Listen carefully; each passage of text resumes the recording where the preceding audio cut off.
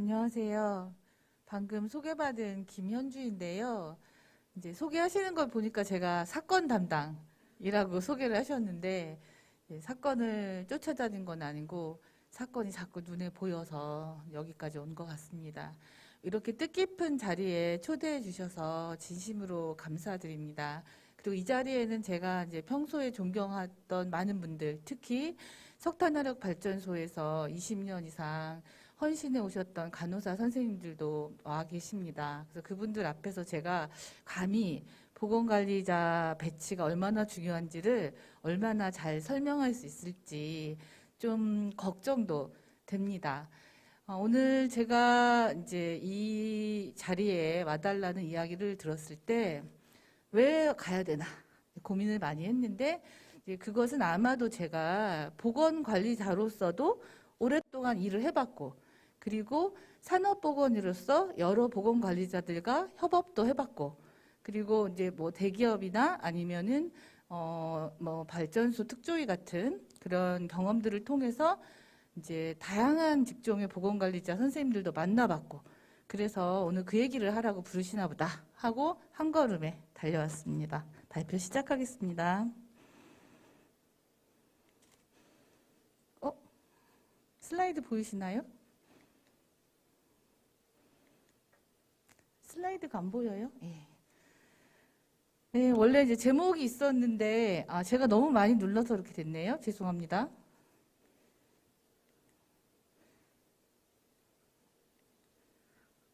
안 가네요. 첫 번째 슬라이드 보여주십시오. 예. 예, 이게 첫 번째 슬라이드고요. 뒤쪽에 넘겨주셔야 될 것 같습니다. 예, 다음 주십시오. 다음 슬라이드 주세요.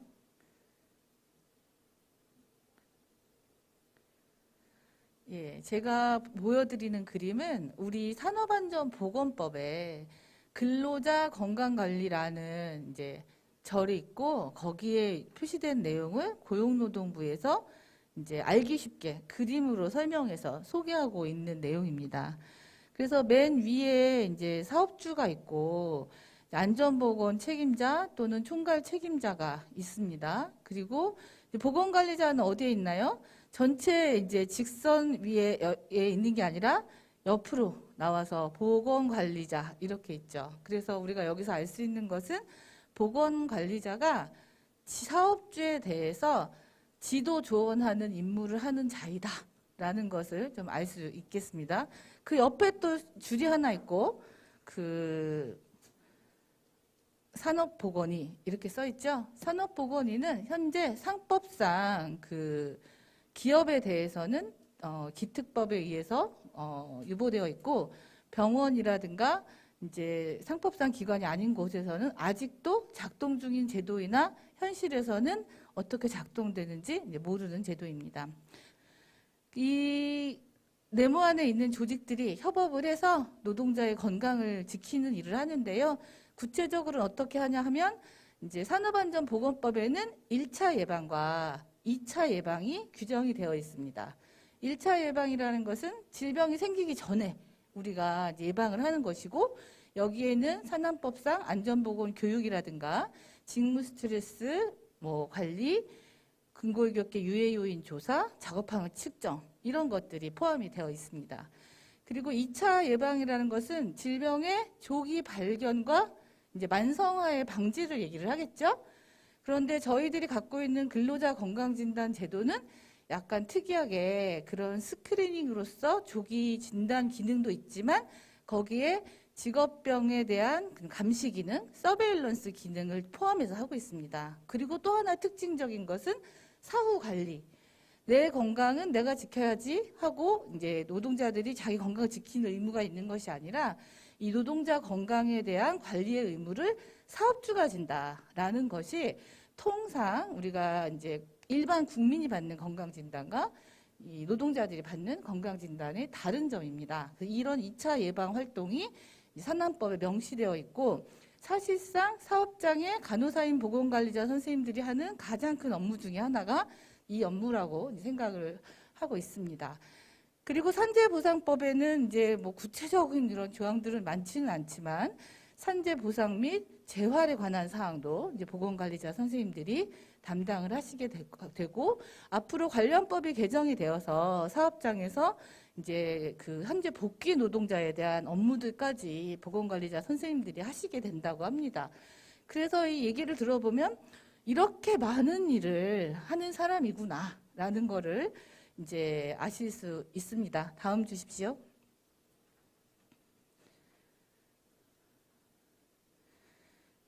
다음 슬라이드는 이제 법에 대한 내용인데요.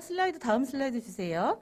우리가 2018년에 고 김용균 사망 이후에 김용균의 어머니가 요구한 법안이 2개가 있었습니다. 그 중에 하나는 산업안전보건법 전부 개정입니다. 이 전부 개정의 취지의 하나는 사업주의 책임을 강화하는 것이고, 이제 도급인이 수급인의 근로자에 대한 안전보건의 책임을 강화한다는 그런 큰 취지가 있습니다.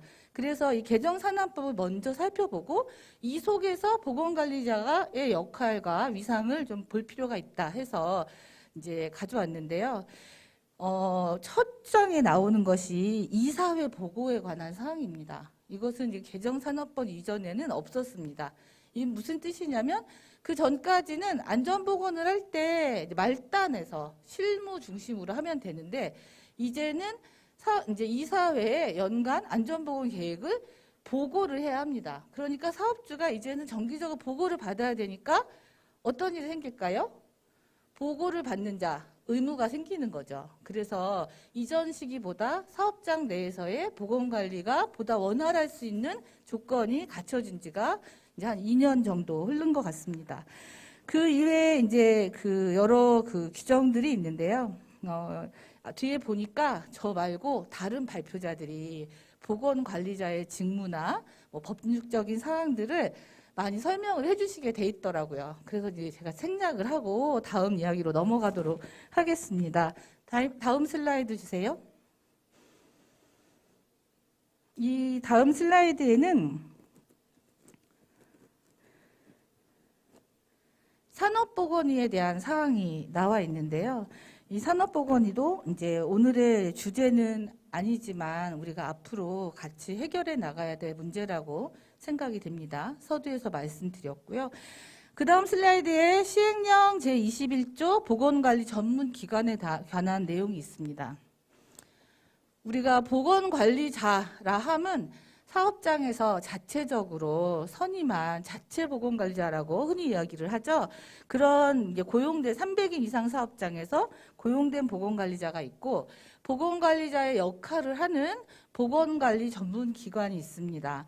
그래서 보건관리 전문기관은 50에서 300인 규모의 사업장에 대해서 업무를 수행을 하고 있는데, 먼저 이 보건관리 전문기관에 대해서 잠깐 살펴보도록 하겠습니다. 그 인력 요건이라든가 시설 이런 요건들이 법으로 정해져 있고 고용노동부 지정사업으로 수행하고 있고 전국에 뭐 약 200개 정도 이제 기관이 있는 것으로 알고 있습니다. 다음 주십시오. 사업주 입장에서는 이렇게 보건관리 전문기관과 계약을 체결을 해서 보건관리자 선임을 했다고 인정을 받으면 비용적인 측면에서 굉장히 유리하다 이렇게 생각을 해왔기 때문에 이 이전까지 1000인 이상 사업장에서도 보건관리 대행 계약을 한다든가 이런 일들이 많이 있었는데, 직업건강 그 간호협회 등 정혜선 교수님이 많이 애를 쓰셔서 이제 300인 이상에서는 그런 일이 없도록 된다고 알고 있습니다. 너무나 반가운 일인 것 같습니다.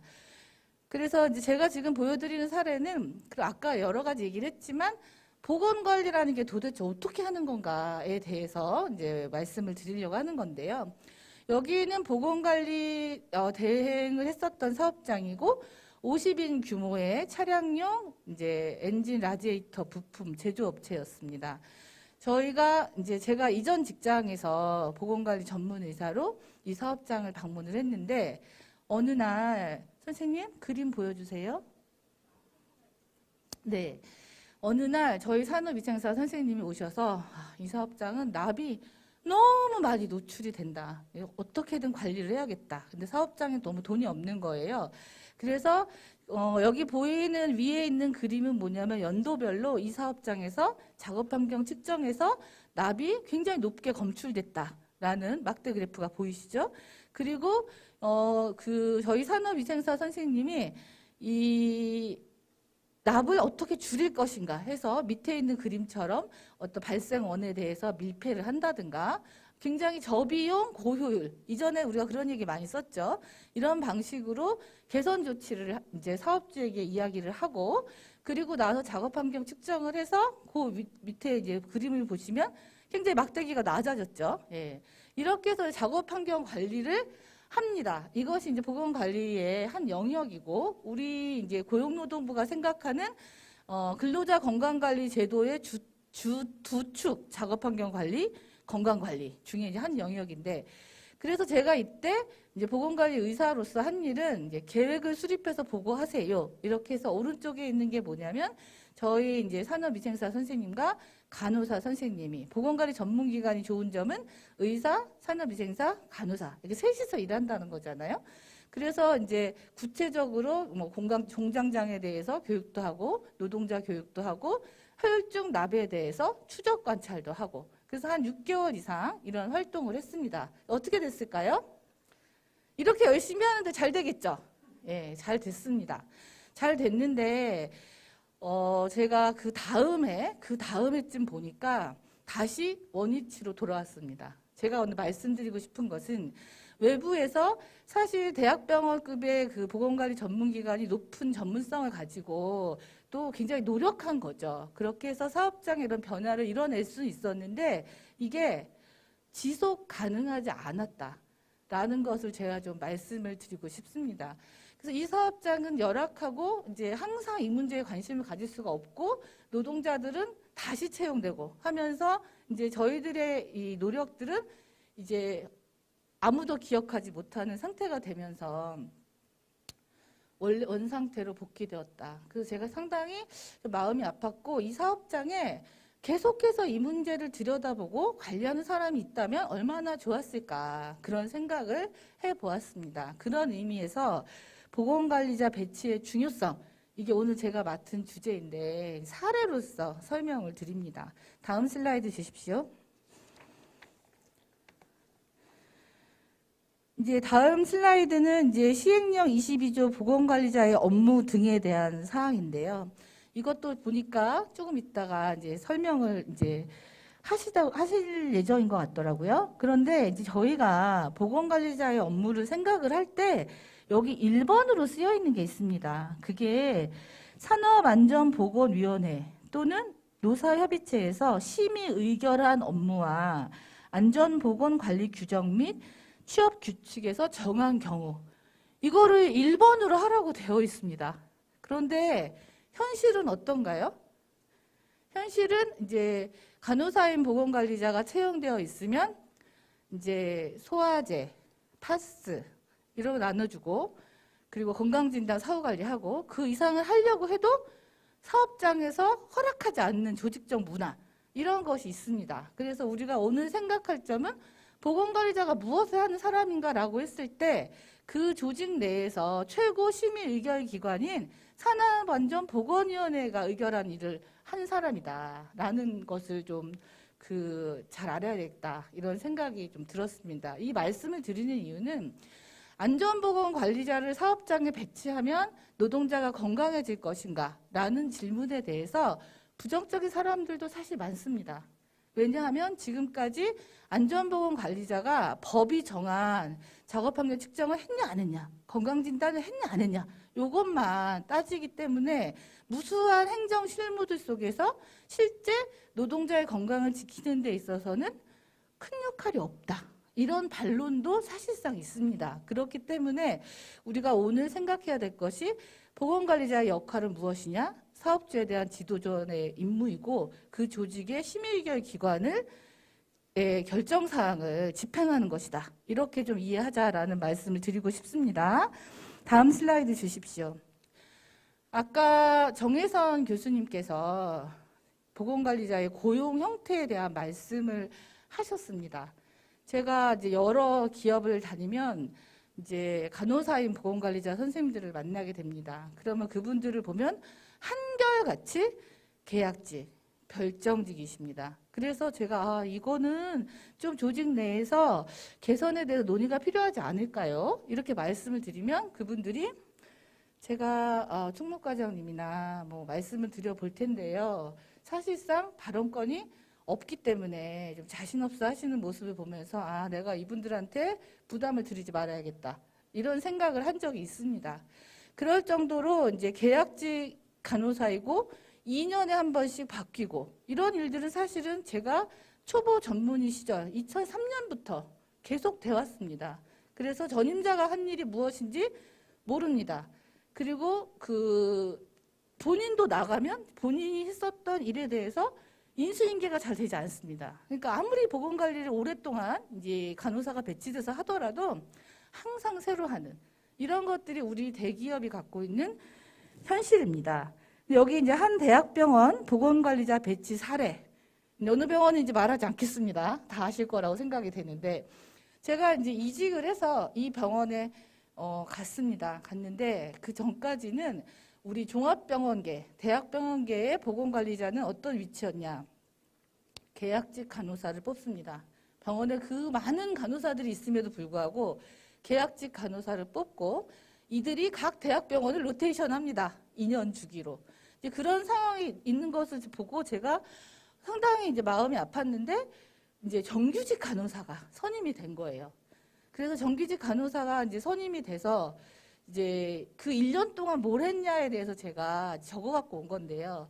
그 1년 동안 처음에 와서 작업 환경 측정이 부실하게 되고 있었는데 그것을 다 그 직원들의 의견을 수렴을 해서 측정 부서를 확대하고 그다음 대상 물질도 확대하고 또 사업장에서 가장 이슈가 되는 것은 보호구를 적정하게 적시에 충분한 수량으로 지급하는 것입니다. 여기에 대해서 현장의 소리를 들어서 상당히 많은 개선을 하고 정기적으로 스모그 테스트도 할 수 있도록 하고 이제 수술방에 원래 이전에는 포르말데히드를 가지고 보관할 필요가 없었는데 작업 공정이 바뀌었습니다. 그래서 공정에 따라서 개선이 필요한데 이분이 정규직이었기 때문에 그것을 발견하고 보고해서 구입을 한 것입니다. 여기 계신 분은 다 알겠지만 사업장에서 300만 원 쓰기가 얼마나 어렵습니까? 그래서 이제 이런 것들을 해내시는 걸 보면서 제가 이제 역시 이 사업장의 보건관리를 하려면 사업장 조직 내에서 발언권이 있는 사람이 해야 된다라는 생각을 하였습니다. 다음 주십시오. 그리고 이제 그 다음 슬라이드 넘어가는 동안에 잠깐 설명을 드리면 이 사업장에서 그 후임 보건관리자는 대통령상을 탔습니다. 왜 대통령상을 탔냐면 그 전까지는 근골격계 유해요인 조사를 다 외주를 주고 돈으로 해결을 하지 않습니까? 근데 이제 저희 병원장님이 저한테 업체 선정에 대해서 물어보시더라고요. 제가 산업보건의 시절에. 제가 아니 이런 걸 사업장에서 해야지 왜 외주를 줍니까?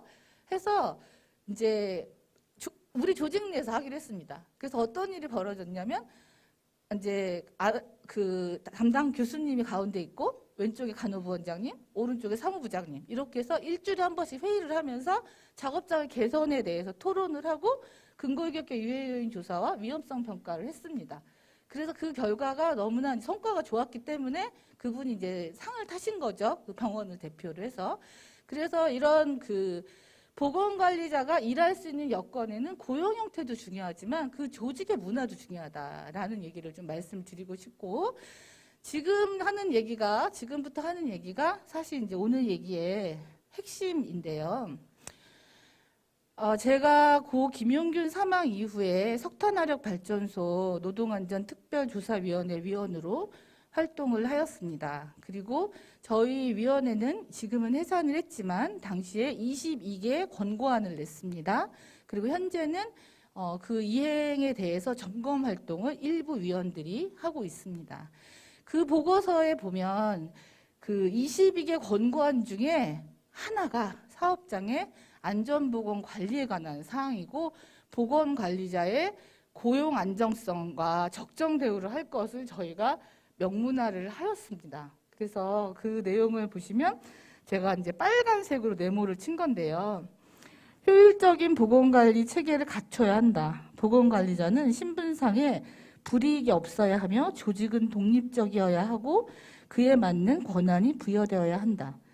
이렇게 저희가 적시를 했습니다. 그리고 당시에 저희가 이 보고서를 낼 때는 당시 총리가 100% 수용하겠다 이렇게 얘기를 했는데 이후에 당정 이행안이 나오면서 고용에 관계된 부분 빼놓고는 다 수용하기로 한 상태였습니다. 예, 그 다음 보여드리겠습니다.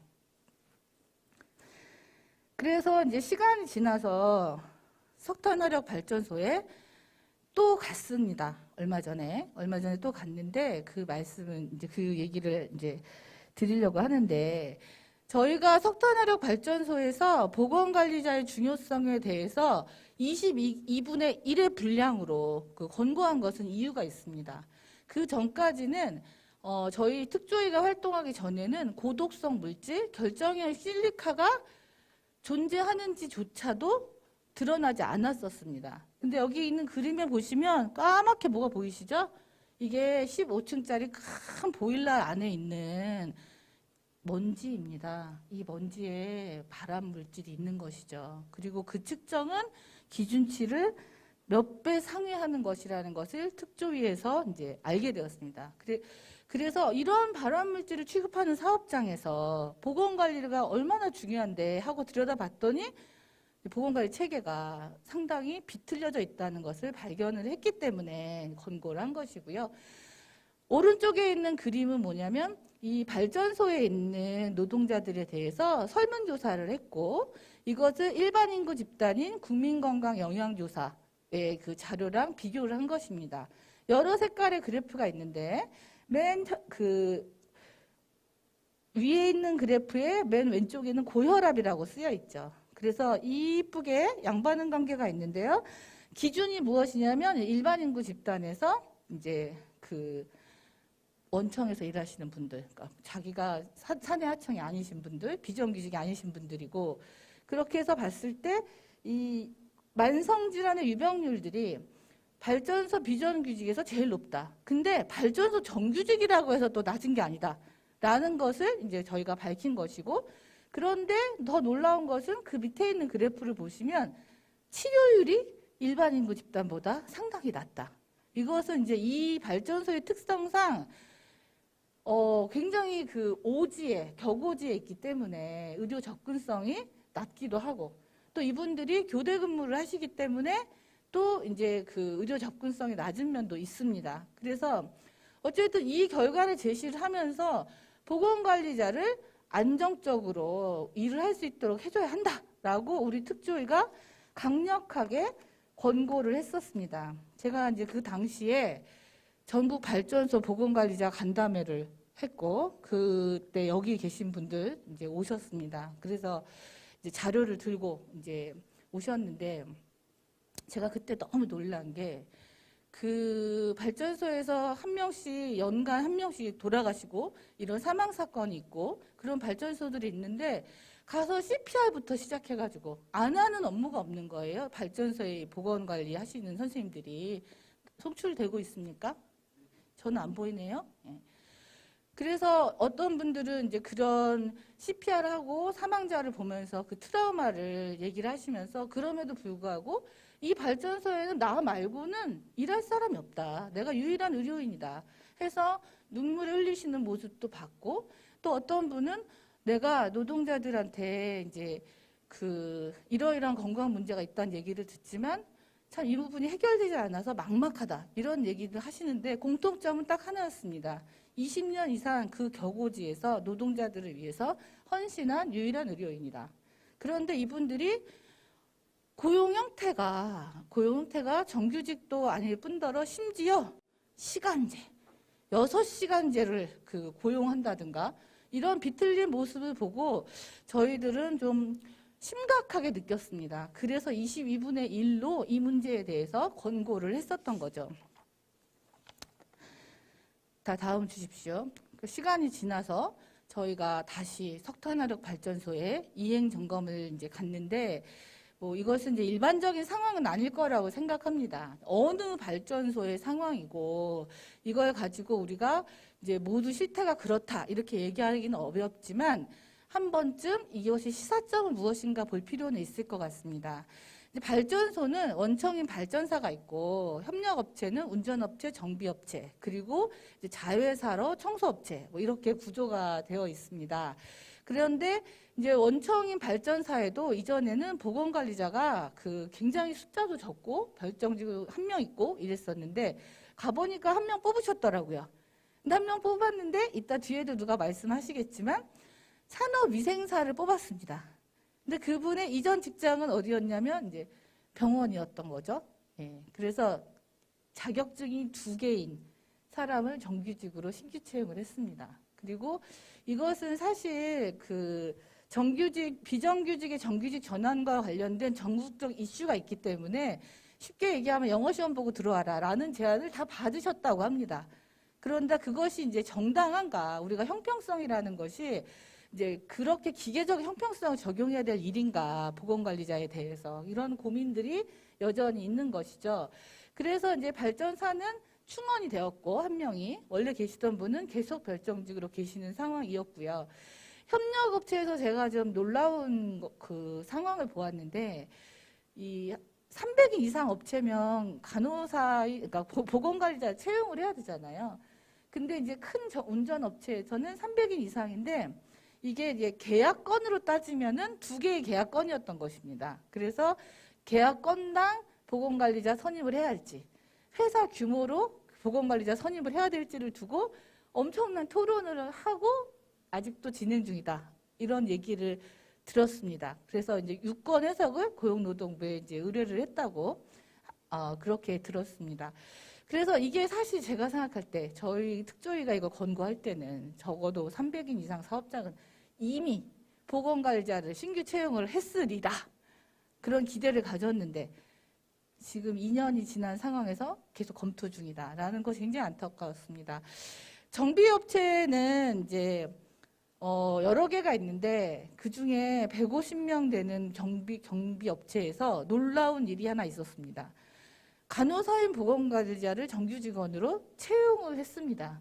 그래서 아니 왜 이 150명인데 채용하셨냐 물어보니 거기는 이제 노동조합의 요구가 강력해서 우리는 간호사인 보건관리자를 원한다. 이렇게 노사가 합의가 돼가지고 150명 규모에서 채용을 해서 1년 된 간호사를 제가 면담을 했는데 뭐 어떤 일 하시나요? 이렇게 물어보니까 뭐 안전보호구 착용, 배치 전후 검진, 정비업체니까 배치 전 건강진단이 많이 있거든요. 뭐 이런저런 질병 관리를 하고 하루에 6, 7건 정도 건강상담을 하신다. 크고 작은 부상도 있다. 거기에 대한 응급처치도 하신다 하길래 제가 그럼 시간이 이게 1인분이 할 분량인가요? 이렇게 물어봤어요. 그랬더니 하루가 금방 지나간다. 여기는 이제 굉장히 고위험 사업장이기 때문에 이제 150명일지라도 하루가 금방 지나갈 수 있는 그런 사업장도 있다는 걸 말씀드린 것입니다. 어느 사업장에서 그렇다는 뜻은 아니고. 그리고 다른 정비업체들은 그냥 하던 대로 보건관리 대행을 이제 하고 있는데 여기서 제가 또 이제 안타까웠던 것은 그 중에 한 정비업체는 또 2차 협력업체가 2개소가 있습니다. 뭐 10명, 20명.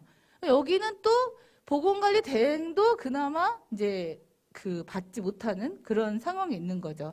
그래서 우리가 이제 보건관리자 제도를 고민을 할 때 이제 필요한 곳이 어딘가, 필요한 곳에 보건관리자들이 배치되어 있는가, 그리고 이제 위험이 아래로 흘러서 외주화된 상황에서 보건관리자가 이제 자신이 원청의 보건관리자로서 하청 업체에 대해서는 어떤 업무를 해야 될 것인가 이런 것까지 생각하면 이전 시기에 2,000명당 1명, 뭐 어느 업종은 2,000명당 1명, 뭐 이렇게 돼 있지 않습니까?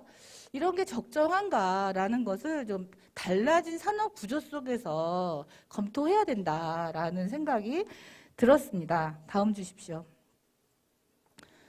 그래서 이제 석탄화력 발전소에 대해서는 제가 특조위원 개인의 공식 입장은 아니고 그 경험을 가지고 개인적인 의견을 말씀을 드린다는 점을 좀 참고로 해주시기 바라고요.